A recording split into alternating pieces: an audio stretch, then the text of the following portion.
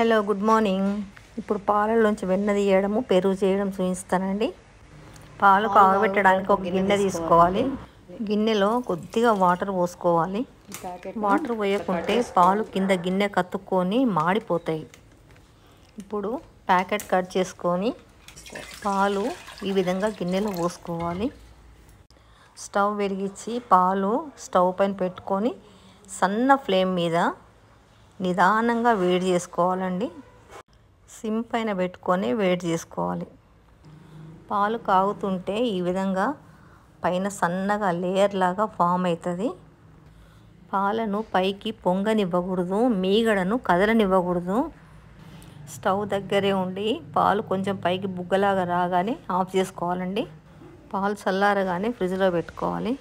ఒక 5-6 గంటల తర్వాత ఫ్రిడ్జ్లోంచి తీస్తే ఈ విధంగా తిక్కుగా మీగడ కట్టి ఉంటుందండి. ఈ మీగడంతా తీసి ఒక బౌల్లోకి వేస్తున్నాను. ఆల్రెడీ ఇందులో 3 రోజుల మీగడ ఉందండి. ఇది 4వ రోజుది, అంటే 2 లీటర్ల పాల మీగడ. ఈ మీగడంతా ఒక మిక్సీ జార్లోకి తీసుకోవాలండి.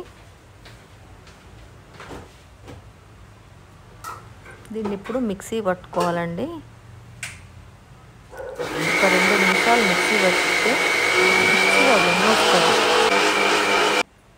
మిక్సీ పట్టడం అయిపోయిందండి. స్విచ్ బంద్ చేసినాను, తీసుకొస్తున్నాను. చూడండి ఏ విధంగా వెన్న పడ్డదో. గిన్నెలోకి పోస్తున్నాను. 2 లీటర్ల పాలకు ఎంత వెన్న వచ్చింది చూడండి. ఈ విధంగా పాలలోంచి వెన్నంతా తీసుకోవాలండి. ఇట్లా చేయితో ఒత్తుతూ తీస్తే అందులోంచి పాలన్నీ వెళ్ళిపోతాయి. ఒట్టి వెన్న మట్టుకే మిగులుతుంది, పాలన్నీ వెళ్ళిపోతాయి.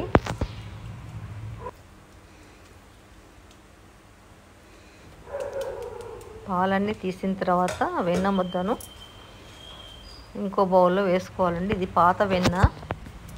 4 రోజులకు ఒకసారి ఇదే విధంగా చేసుకుంటుంటే 20 రోజులకు ఈ బౌల్ నిండుతుందండి. అప్పుడు దాన్ని కాస్తే నెయ్యి వస్తుంది మనకు. చూడండి ఎంత వెన్న వచ్చిందో.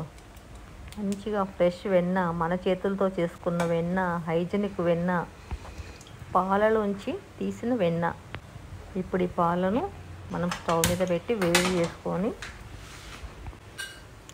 తోడు వేసుకోవాలండి. పెరిగేస్తున్నాను ఒక బౌల్. ఇదివరకు ఆల్రెడీ వేసి పెట్టినాను. కొంచెం పెరిగేసుకొని కొంచెం గోరువెచ్చటి పాలను గిన్నెలో ఇట్లా తొర్లించాలి. కిందికి పైకి 2 సార్లు తొర్లిస్తే మంచిగా గట్టిగా అవుతుంది, గడ్డ పెరుగులాగా. మనం వెన్న అంతా తీసినా కూడా ఇంకా కొంచెం కొంచెం ఉంటుందండి వెన్న. ఆ వెన్నతో మంచిగా క్రీమీ లాగా పెరుగు చాలా టేస్టీగా, స్మూత్గా చాలా బాగుంటుంది. ఈ విధంగా 2 సార్లు దొర్లించి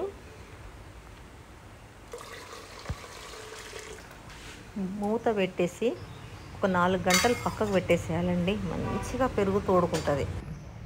చూడండి, చూపిస్తున్నాను ఎట్లా తోడుకుందో. చూడండి పైన అంతా క్రీమీగా ఎంత బాగుంది. చూడండి ఎంత బాగా తోడుకుందో. గడ్డగా పైనంతా క్రీమీగా మెరుస్తుంది. మామూలు పాల పెరుగు కన్నా ఈ పాల పెరుగు చాలా బాగుంటుందండి. వీడియో నచ్చితే లైక్ చేయండి, షేర్ చేయండి, సబ్స్క్రైబ్ చేయండి. Thank you.